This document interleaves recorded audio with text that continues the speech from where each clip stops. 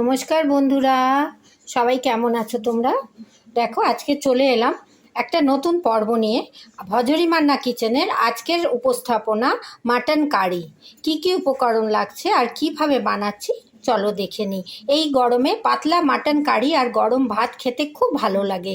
তাহলে চলো রান্নাটা আমরা শুরু করি।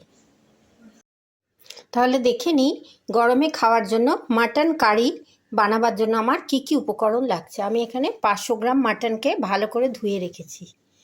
এখানে একটু দই ব্যবহার করব, একটু পেঁয়াজ ডুমো ডুমো কেটে রেখেছি, আলু দেব, তাই আলুটা আমি একটু ভালো করে নুন হলুদ দিয়ে ভেজে রেখেছি, আর আদা রসুন কাঁচা লঙ্কা বেটে রেখেছি, টমেটো ব্যবহার করব।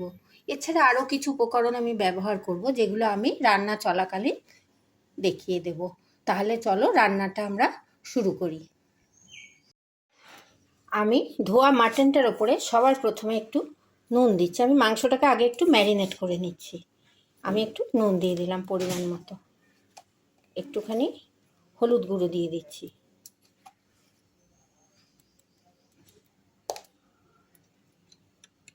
একটুখানি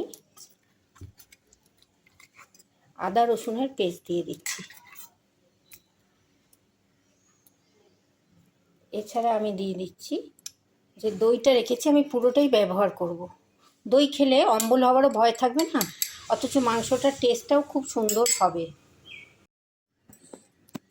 এরপর আমি একটুখানি লঙ্কা গুঁড়ো দিয়ে দিচ্ছি, এটা তোমরা পরিমাণ মতো দিও। আর দিয়ে দিলাম একটু সর্ষের তেল।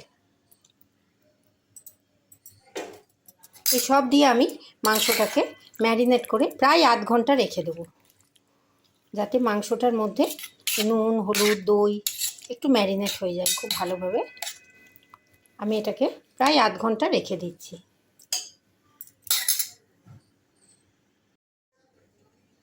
দেখো আমার মাংসটা প্রায় আধ ঘন্টা ম্যারিনেট হয়ে গেছে। এইবার আমি রান্নাটা শুরু করছি। দেখো পরবর্তী পর্যায়ে আমি গ্যাসের উপর একটা কড়াই বসিয়ে নিয়েছি, তাতে একটু সর্ষের তেল দিয়ে দিয়েছি, আর একটা তেজপাতা দিয়ে দিলাম, একটা শুকনো লঙ্কা দিয়ে দিলাম, একটু গোটা গরম মশলা দিয়ে দিচ্ছি, একটু ফোড়নটা নাড়াচাড়া করছি। গ্যাসের ফ্লেমটাকে আমি এখন কমিয়ে দিয়েছি যাতে ফোড়নটা পুড়ে না যায়। এরপরে দেখো এর মধ্যে আমি যে ডুমো করে পেঁয়াজটা রেখেছি ওইটা একটু ভেজে দিলাম। ওটা আমি ম্যারিনেটের সময় দিয়ে দিতে পারতাম মাংসে, কিন্তু একটু ভাজা হলে পেঁয়াজটা খেতে ভালো লাগে। দেখো পেঁয়াজটা আমি হালকা করে একটু ভেজে নিচ্ছি ফোড়নের সঙ্গে। ডুমো ডুমো করে কাটা পেঁয়াজ। মাটন তো একটুখানি কষা কষা করে একটু মশলা দিয়ে করলে ভালোই লাগে, কিন্তু গরমকালের কথা মাথায় রেখে আমি কম তেল মশলা দিয়েই রান্নাটা করছি। অল্প একটু বাটা পেঁয়াজ আমি দিলে একটু বেশি গুঁড়োপাক হয়ে যেত, আমি পেঁয়াজটা কাটাই দিচ্ছি। আর একটুখানি তার সঙ্গে আমি দিয়ে দিচ্ছি আদা রসুনের পেস্ট, আদা রসুন কাঁচা লঙ্কা আমি বেটে রেখেছি। দিয়ে আমি এবার এই সমস্ত মশলাটা একটু কষিয়ে নেব। একটু টাইম লাগবে, আস্তে আস্তে করে আমি মশলাটাকে এখন কষিয়ে নিচ্ছি। দেখো আমার আদা রসুনটা ভালো করে ভাজা হয়ে গেছে। এবার আমি এর উপরে একটুখানি দিয়ে দিচ্ছি পরিমাণ মতো নুন, একটু হলুদ, অল্প একটু জিরের গুঁড়ো, একটু দিয়ে দিলাম ধনের গুঁড়ো, আর একটু লঙ্কা দিচ্ছি। তোমরা লঙ্কাটা স্বাদ মতো দিও। আমি এটা কাশ্মীরি মির্চ দিলাম, ঝাল মির্চ দিলাম না। দিয়ে আমি সব মশলাগুলো আদা রসুন পেঁয়াজের সঙ্গে ভালো করে মাখিয়ে রাখছি।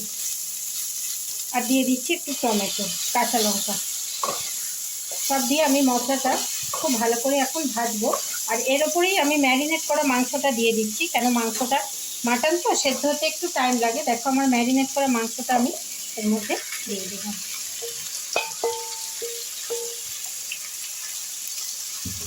সমস্ত উপকরণের সঙ্গে মাংসটা এবার আমি আধ ঘন্টা ম্যারিনেট করে নেব।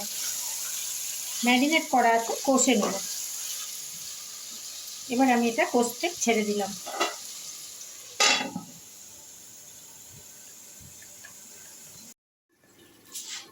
প্রায় 5 মিনিট পর আমি ঢাকাটা খুলে মাটনটা দেখো নুন আছে দই আছে একটু জল ছেড়েছে, কিন্তু আমি যেটা ভাবলাম যে মাটন তো এটা তো সেদ্ধ হতে সময় লাগবে, কড়াইতে করতে আমার অনেকক্ষণ টাইম লাগবে, আমি কষে নিয়েছি। এবার আমি এটা একটা প্রেশার কুকারে শিফট করছি।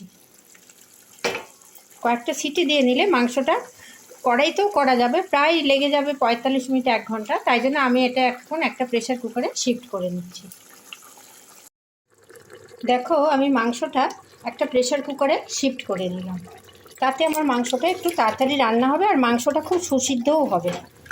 দেখো মাংসটা আমি দিয়ে দিয়েছি, এবার মাংসটা কষাও হয়ে গেছে। এবার আমি এতে 2-3টে সিটি দিয়ে আগে মাংসটা সেদ্ধ করে নিচ্ছি। আমি প্রায় 4টে সিটি দিয়ে নিলাম।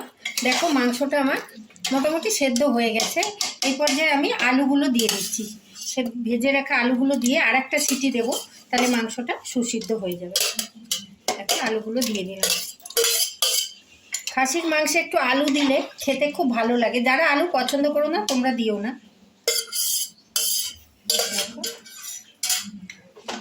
আমি একটু আলু দিয়ে দিলাম। এবার আমি আরেকবার ঢাকাটা লাগিয়ে দেবো, দিলে একটা সিটি দিয়ে আমি আবার বন্ধ করে দিই। আলু দেওয়ার পর আমি আরও একটা সিটি দিয়ে নিলাম। দেখো মাংস আলু সব সুসিদ্ধ হয়েছে, খুব সুন্দর একটা গন্ধ এসছে।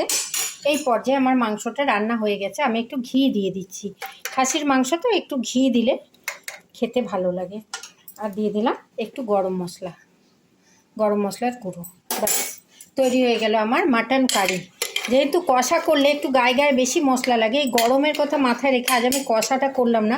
এছাড়া মাটন কষা আমার আগের ভিডিওতে আমি দিয়েছিলাম, আজকে আমি মাটন কারি করে তোমাদের সঙ্গে শেয়ার করলাম। দেখো মাংসটা আমার রেডি, খুব সুন্দর একটা ঘ্রাণ আসছে। এবার আমি এটাকে ঢেলে নিচ্ছি। দেখো আমি মাটনটা প্রেশার কুকার থেকে ঢেলে নিলাম একটা বাটিতে। কি সুন্দর রং এসছে, দেখো মাটনের চর্বি গলে ওপরে একটু তেলের লেয়ার পড়েছে। এটা গরম ভাত বা রুটির সঙ্গে দারুণ লাগে খেতে। দেখো পুরো রান্নাটা আমার হয়ে গেছে। যদি তোমাদের এই রান্নাটা ভালো লাগে অনেক লাইক শেয়ার কমেন্ট করো, সাবস্ক্রাইব করে বেল আইকন প্রেস করো। কোন বন্ধু কোথা থেকে দেখছো জানাতে ভুলো না। গরমের কথা মাথায় রেখে আমি কম তেল মশলায় দইয়ের ব্যবহার করে হালকা করে রান্নাটা করলাম। এটা তোমরা লুচি, পরোটা, ফ্রাইড রাইস, পোলাও যা দিয়ে খাবে অনবদ্য লাগবে। এই লোভনীয় স্বাদের মাটন কারি রান্নাটা তোমরা ঘরে করো, আর কীরকম লাগলো কমেন্ট বক্সে আমাকে জানিও। সবাই খুব ভালো থেকো, সুস্থ থেকো। ধন্যবাদ।